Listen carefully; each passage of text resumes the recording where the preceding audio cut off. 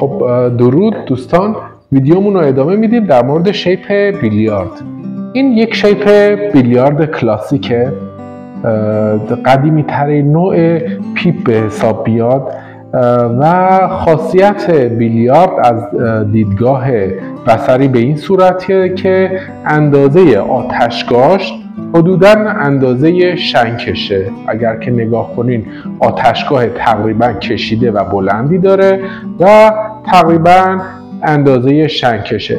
پیپ های بیلیارد اسموک های طولانی دارن، اسموک های مثبت 45 دقیقه دارن، اسموک های بلندی میتونن داشته باشن، تقریبا آتشگاه ضخیم و مناسبی دارن و برای اسموکر هایی که میخوان اسموک طولانی مدت داشته باشن یکی از بهترین گزینه ها به حساب میاد و همونطوری هم که گفتم تقریبا قدیمی ترین شیپ پیپیه که در جهان وجود داره و شما در همه برندها وقتی که مراجعه کنین میتونین پیپ بیلیارد بخرین. پس خصوصیت بارز پیپ بیلیارد کلاسیک اینه که تقریبا آتشگاه یا چمبر بلندی داره و اندازه چمبر اندازه شنکش هست. حالا میریم سراغ بنت بیلیارد، یعنی بیلیارد کج.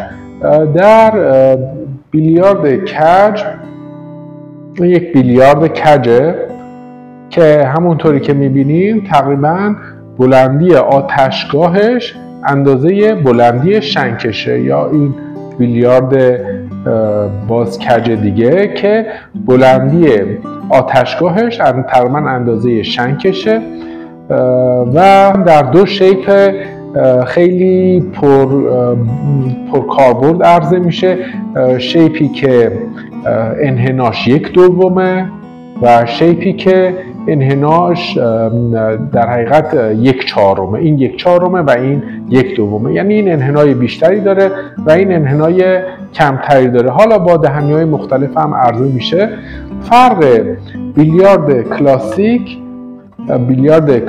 بند و بیلیارد کلاسیک استریت اینه که توی بیلیارد کلاسیک کج شما میتونید پیپ رو زیر دندونتون راحت تر نگهداری کنین و در حقیقت فری هند باشه، یعنی دیگه برای نگهداری پیپ از دست استفاده نکنین. ولی در بیلیارد صاف معمولا پیپ توی دست اسموکر میچرخه. معمولا بیلیاردهای صاف زیبایی بیشتری دارن، اسموکرها خوش‌تیپ‌تر دیده میشن و حالا هر دو تا شیپش هم طرفدار داره. به عنوان شیپی که خیلی در حقیقت طرفدار داره و خیلی کلاسیکه، این چند تا انشعاب دیگه هم در حقیقت بیلیارد داره. این هم باز میتونید نگاه کنین، معلومه که یک بیلیارد کلاسیکه، خیلی حالت سنتی داره.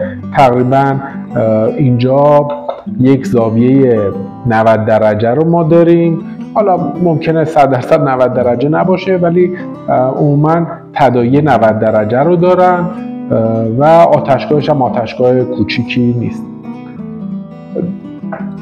انشعاب اولی که در حقیقت از بیلیارد وجود داره انشعابیه به نام اپل.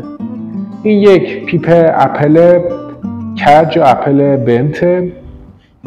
فرق اپل کج با یک پیپ بیلیارد اینه که کمی کوچکتره، آتشگاه کوچکتری داره، اسموک های منفی 40 دقیقه داره، اسموک های کوتاه‌تری داره، برای اسموکرهای آماتور گزینه مناسب تری هست، انعکاس حرارتی دیرتری داره، یه مقداری اگه اینجاشو نگاه کنید شبیه همون سیب میمونه و معمولا اسموکرهای آماتور طالب پیپ های اپل هستن، ولی وقتی یه مقداری تجربه اسموکشون بیشتر میشه بعداً سراغ بیلیارد میرن. این به این معنا نیست که شما اگر اسموکر آماتور هستید نمیتونید پیپ بیلیارد انتخاب کنید. شما میتونید پیپ بیلیارد انتخاب کنید ولی میتونید سراغ پیپ های بیلیاردی بیاین که کوتاه‌تره.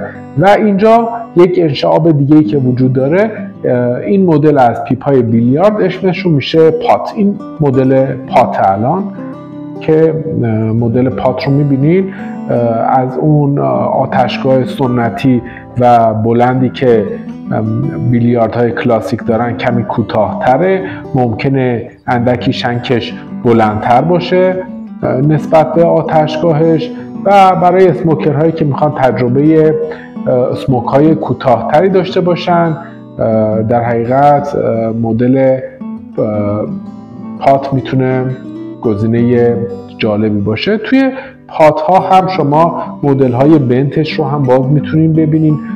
پات ها بنت های جالبی هم دارن.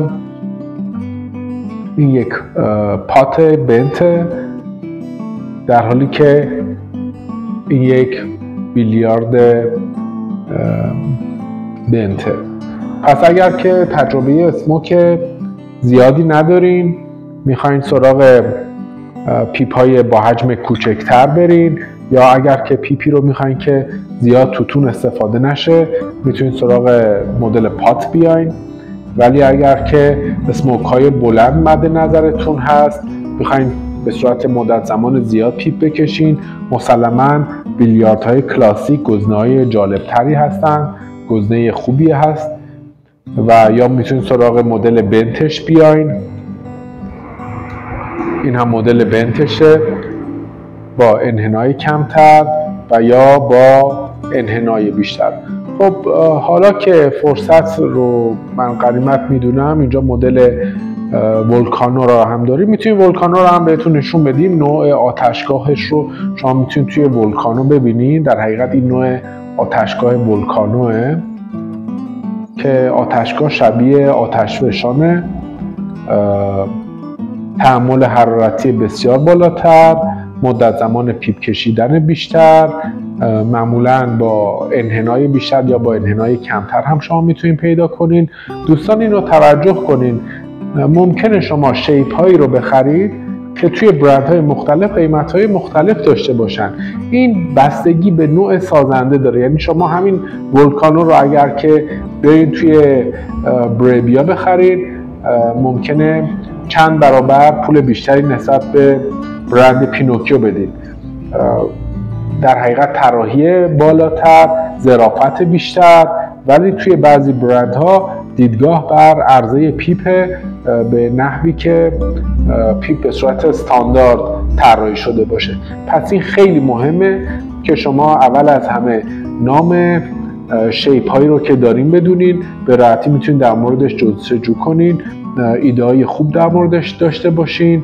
و اگر که شما هم سازنده هستید، به نظر من میتونین با مد نظر قرار دادن استانداردهایی که برای شیپ های مختلف وجود داره، بتونید پیپ ها رو با یک استاندارد خاصی عرضه بکنین. حتما توی این ویدیو در حقیقت تصاویر هم براتون گذاشته میشه که شما دیدگاه بیشتری هم در مورد پیپ های بیلیارد و انشابات که وجود داره داشته باشید.